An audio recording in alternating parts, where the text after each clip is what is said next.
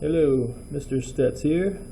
Just making my first video with my new document camera in class here. So I thought I'd make a video to help our students at home and parents to explain this wonderful subject of fractions and this here missing numerator business and missing denominator stuff there that maybe we didn't learn in school. So it's kind of a difficult task for students to grasp, but it does take some practice, and I'm going to show you today how I do it. There's probably other ways to do it, but really, I try to show students that all we're doing is finding this number, but it's the same thing as if I did an example like this.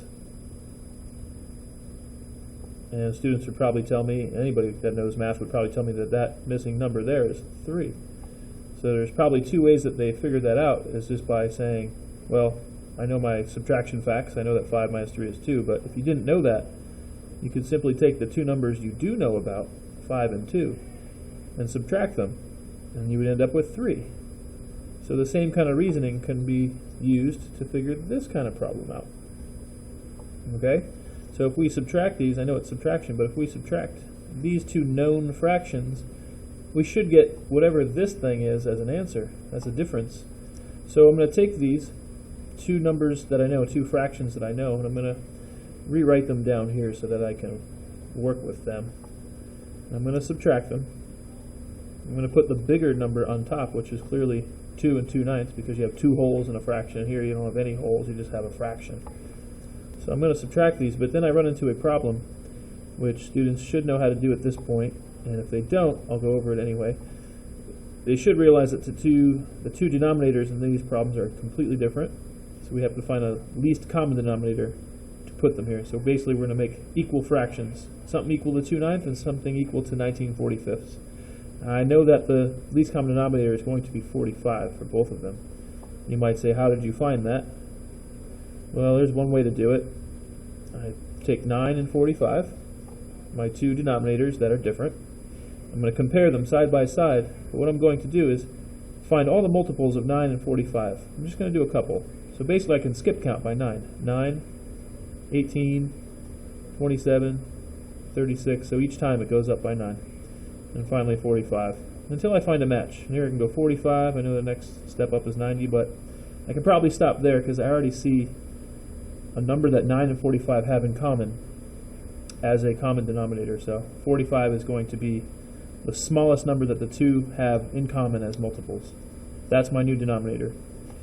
Now, to find the missing numerators here, I have to look at my old denominator in this fraction versus my new one. And they're the same, but I have to say to myself, what number times 45 will get me to 45? And we know that's 1. So I'm going to multiply this number by 1, gives me 45. So whatever I do to the bottom of the fraction, I need to do to the top. So 19 times 1 is going to give me 19. I'm going to do the same thing up here. Look at my old denominator of 9. How did I get from 9 to 45? Well, I must have multiplied it by 5. So I'm going to do what I did to the bottom of this fraction to the top. And now I have 2 times 5 is 10. I'm going to just bring over my whole number. A lot of students forget to bring over the whole number. It's common. And now I have myself a problem that I can subtract. I am subtracting. Whatever I get as an answer should be the fraction that plugs in right there, and I'm done. And that should give me the missing number. That's how easy it could be. But right here we run into a problem. Because now that the denominators are the same, we should be able to subtract and just be done with it. But it would be nice. I do know that 45 is going to be part of our answer. But then I see 10 and 19. How can I subtract 19 from 10? I can't. It's just like doing this. I can't subtract that. I could subtract this, but we don't have that luxury. So what do? Well, we need to borrow one of the holes from this. There's 2 holes. So I'm going to cross that out. It's no longer 2, it's going to be 1 hole. Now where does that hole go? There's going to be 45 45ths in each hole. And what do I mean by that? Let's take 2 and 10 over 45, and down here I'm going to show you what 2 and 10 45ths really looks like. So we're dealing in 45ths, so we have 10 45ths, and we have 2 holes here. So really what a mixed number is a whole number and a fraction piece. And since we're dealing in 45ths, then each one of these holes must be 45 45ths, because it's a full set, 45 out of 45. And there's 2 of them, so plus we have that little 10 45ths on the side. So total I have 45 plus 45, that's 90, plus another 10. Technically I have 145ths sitting there. These two are equal. 2 and 10 over 45 is the same as 145ths. It's 100 of them sitting there. So with that said, when I go to borrow one of these holes, like I did up here, there was 2 of them. I took away 1. I'm left with 1. Then I'm going to basically cross one of these. I'm taking 45 45ths. I'm going to add it to this 10. And I should get 55 45ths. So now I have 1, because I still have 1 hole left, right? 1 and 55 45ths minus 19 45ths. See, now I can subtract. I can subtract 55 minus 19. I'm going to do that down here because I can't really do that in my head with confidence. So that's going to be 6. I get 36 45ths. Plus I have my 1 hole here. I'm just going to bring that down. That was a little complicated, but that's called renaming. And we had to rename the top mixed number because you couldn't subtract 19 from 10. So I borrowed a whole 45 45ths and added it to the 10. I got 55 45ths, and I still had 1 hole left over. So it's actually 1 and 55 45ths minus 19 45ths. And I got 1 and 36 45ths. Now how did I get to this?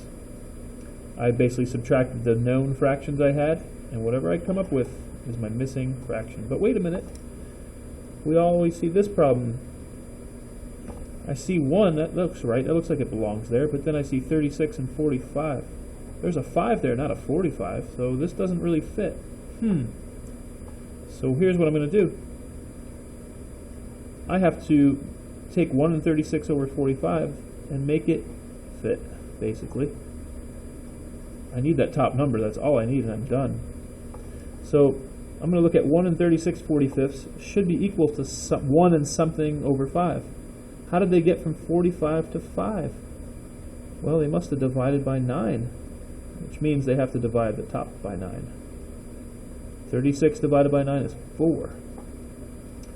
So what we just created was an equivalent fraction. This is equal, 1 and 4/5 is totally equal to 1 and 36 45ths.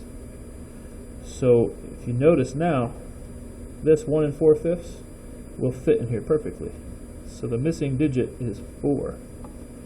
So n stands for number, equals 4. Now I'm going to go up there and show you. N equals 4. And the best way to check it is to now go back and actually subtract 2 and 2/9 minus 1 and 4/5 and see if it matches and equals 19 45ths. If it does, then 4 is truly the missing number. And that's how I would tell students to check their work.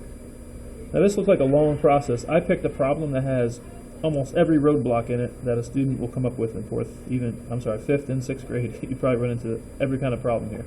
We renamed a fraction that we couldn't subtract. We couldn't subtract 19 minus 10. We borrowed, basically like borrowing and subtraction, same thing. We found equivalent fractions. We had to reduce these to simplest form, basically. And then we had to find the equivalent fraction that fits in there. So there's a lot going on in this problem, and hopefully that made sense. If it didn't, then I'll make another video. And now that we have this nice technology, maybe I can make a video for almost any homework for you guys. So hopefully this helps. Anyway, Mr. Stetz signing out. See you guys tomorrow.